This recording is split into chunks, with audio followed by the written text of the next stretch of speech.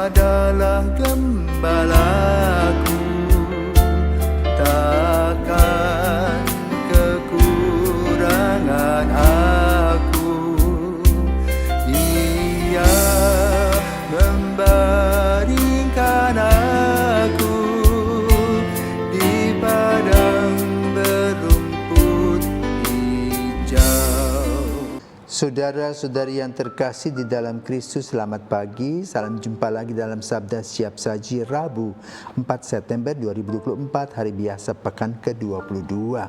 Marilah kita berdoa dalam Bapa, Putra, dan Roh Kudus. Amin. Allah Bapa yang Maha Baik, sabdamu Kau taburkan dalam hati setiap orang. Bukalah hati kami untuk mendengarkannya dan mampukanlah kami mewartakannya demi keselamatan dunia dengan pengantaraan Tuhan kami Yesus Kristus, Putramu yang hidup dan berkuasa bersama Dikau dalam persatuan Roh Kudus Allah sepanjang segala masa. Amin. Tuhan bersamamu dan bersama rohmu. Inilah Injil Yesus Kristus menurut Lukas. Dimuliakanlah Tuhan.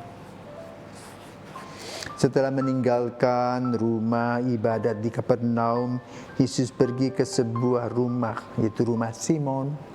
Adapun ibu mertua Simon sakit demam keras dan mereka meminta kepada Yesus supaya menolong dia. Maka Yesus berdiri di sisi wanita itu lalu menghardik demamnya. Segera penyakit itu meninggalkan dia. Wanita itu segera bangun dan melayani mereka. Ketika matahari terbenam, semua orang membawa kerabatnya yang sakit kepada Yesus.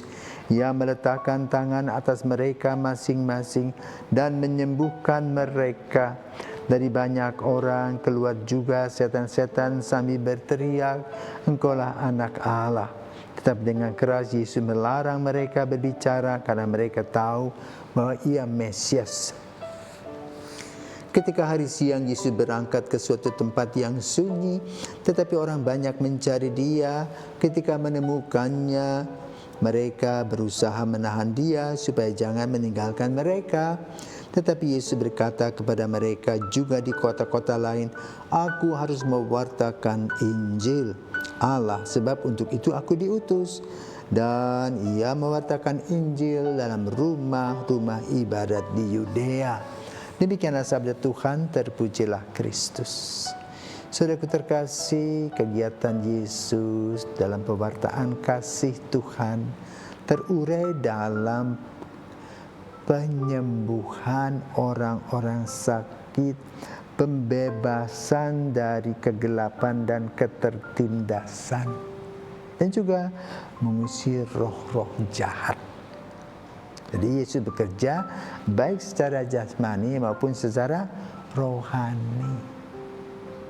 Dia menjadi dokter jasmani tetapi juga dokter rohani. Maka lalu kita datang kepada siapa kalau kita sakit? Bukan kepada dukun-dukun, kepada Yesus, Sang Juru Selamat, Sang Penebus, Sang Penyembuh. Itu dokter jasmani maupun dokter rohani.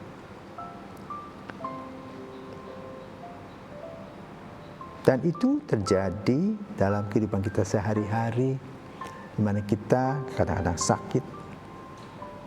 Kita datang kepada Yesus, ya. Tentu melalui dokter-dokter yang diutus oleh Tuhan untuk memberikan obat kepada kita pada zaman kita. Tetapi jangan lupa berdoa kepada Yesus agar Tuhan memberkati kesembuhan dan penyakit kita. Ini yang perlu. Karena itu Injil pada hari ini mewartakan tentang apa yang dilakukan oleh Yesus, dan mari kita laksanakan dalam hidup kita sehingga kita betul-betul berpegang pada Yesus. Semoga Tuhan memberkati. Selamat pagi.